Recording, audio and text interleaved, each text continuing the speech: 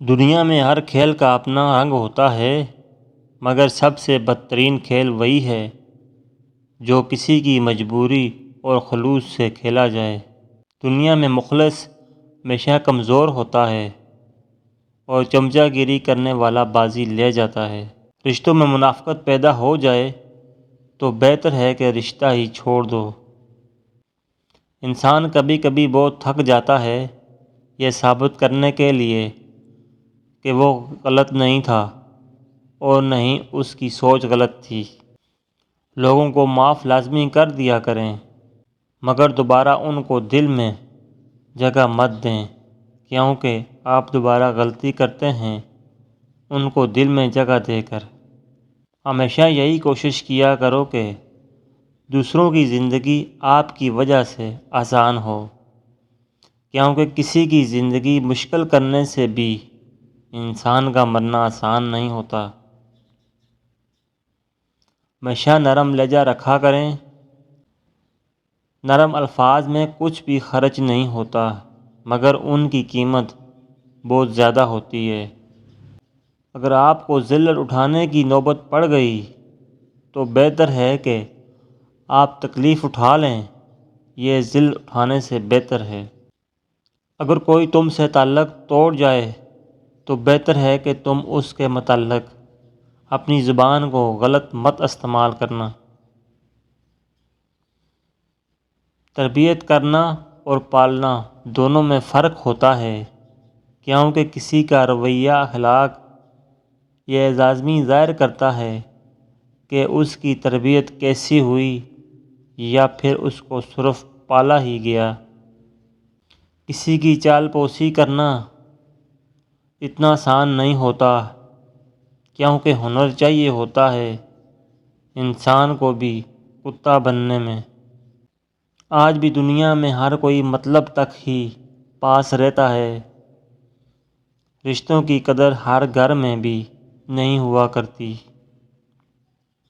دنیا میں وہ درد انسان کو بہت تکلیف دیتے ہیں جو اس کو بنا کسی قصور کے ملتے ہیں۔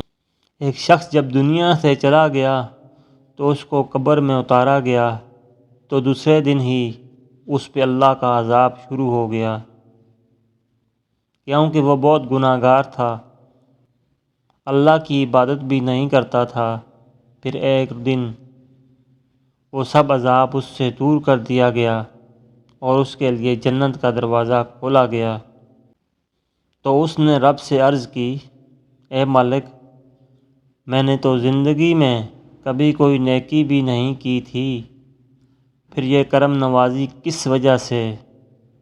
تو اللہ فرماتا ہے کہ اے بندے، تو جب میرا تھا تو تیری بیوی نے ایک بچہ جو جنم دیا تھا، اب وہ بولنا شروع ہو گیا ہے، تو تیری ماں نے اس کو میرا دین سکھانے کے لیے مسجد میں بھیجا ہے اور وہ اپنی طوطی زبان سے بسم اللہ الرحمن الرحیم کے الفاظ کہتا ہے، اس کی میٹھی زبان سے یہ الفاظ جاری ہوتے ہیں، تو مجھے خود پر شرم آتی ہے کہ اس کا بیٹا مجھے رحمان کہتا ہے اور میں اس کے باپ کو عذاب دیتا ہوں۔ اس لیے اس کے صدقے سے میں نے تم سے اپنا عذاب دور کر دیا۔ کتنا بڑا رتبہ ہے۔ ایک اولاد جب خود سے اللہ کی عبادت کرتی ہے تو اللہ اس کی وجہ سے اس کے ماں باپ کو بھی بخش دیتا ہے۔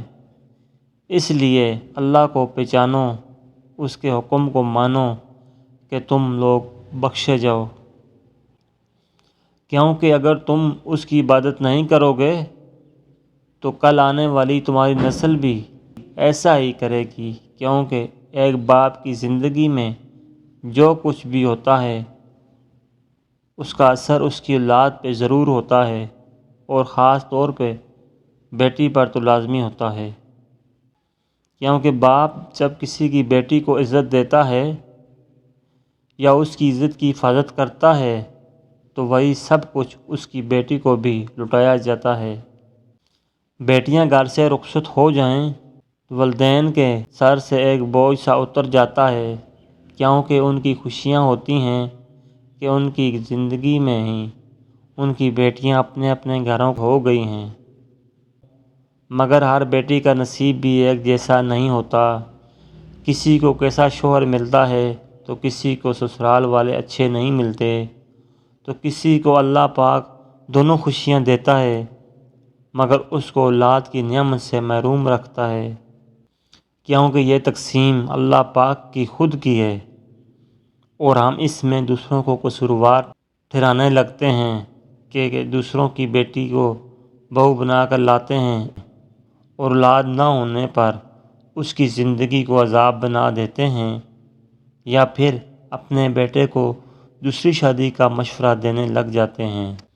اگر آپ کی بیٹیاں گھروں سے عزت کے ساتھ رخصت ہو گئی ہیں تو ان کی زندگی میں خوشیاں نہیں ہیں تو پریشان مت ہوں، بلکہ گھر میں سورۃ مزمل پڑھنے لگ جائیں اور ہر نماز کے بعد بیٹی کی خوشی کی دعا لازمی کیا کریں۔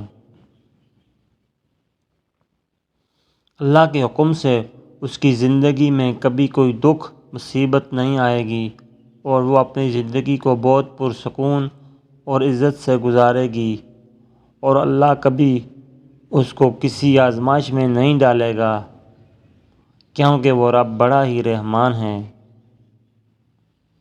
اور کبھی کبھی اس رب کا یہ فیصلہ بھی ہوتا ہے کہ جب تک میرا بندہ خود مجھ سے کچھ مانگے گا نہیں، میں اس کو عطا بھی نہیں کروں گا، کیونکہ رب کو بہت پسند ہوتا ہے جب کوئی اس سے مانگتا ہے، اور وہ رب بڑا بے نیاز ہے، اتنا کچھ مانگنے پہ عطا کرتا ہے کہ انسان اگر ساری زندگی سجدے میں سر رکھ کر اس کا شکر گزار بنا رہے